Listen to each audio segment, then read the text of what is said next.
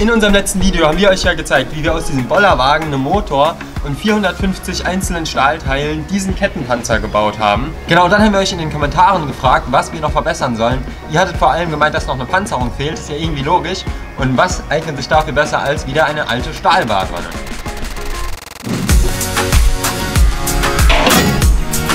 Die Badewanne ist jetzt so noch etwas zu groß, deswegen schneiden wir jetzt hier aus der Mitte so 25 cm raus.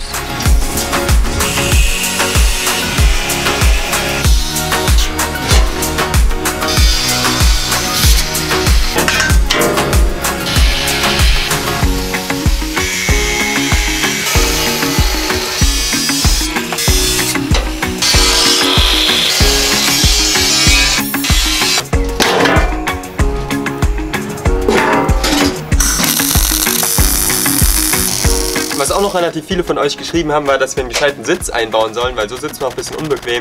Das machen wir jetzt auch noch.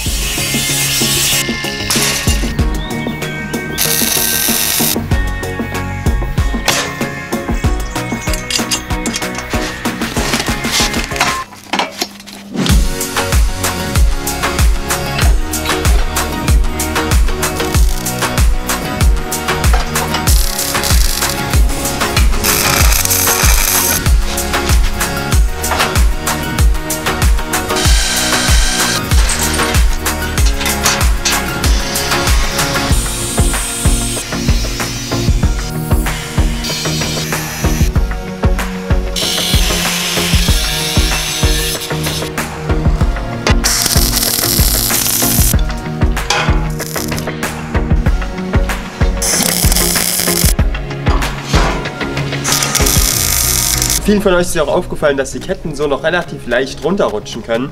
Deswegen machen wir jetzt so Winkel, die dann zwischen die Räder greifen, um das zu verhindern.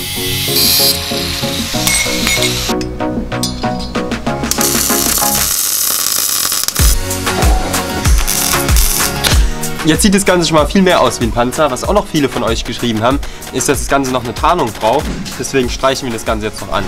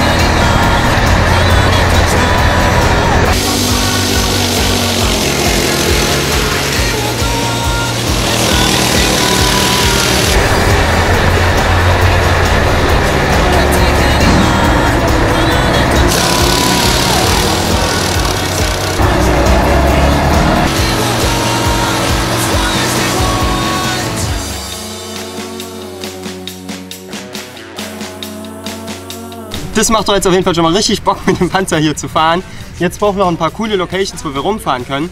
Und ihr hattet auch richtig viele Ideen, was wir noch mit der Kanone machen sollen. Das testen wir auf jeden Fall auch bald. Ja, schreibt uns doch mal in die Kommentare, was ihr für Ideen habt, wo wir noch rumfahren sollen. Wir hatten die Idee, dass wir damit mal zum Drive-In fahren können. Da könnt ihr mal abstimmen, ob ihr das eine gute Idee findet. Okay, dann sehen wir uns im nächsten Video. Wenn ihr das nicht verpassen wollt, vergesst nicht, unseren Kanal zu abonnieren.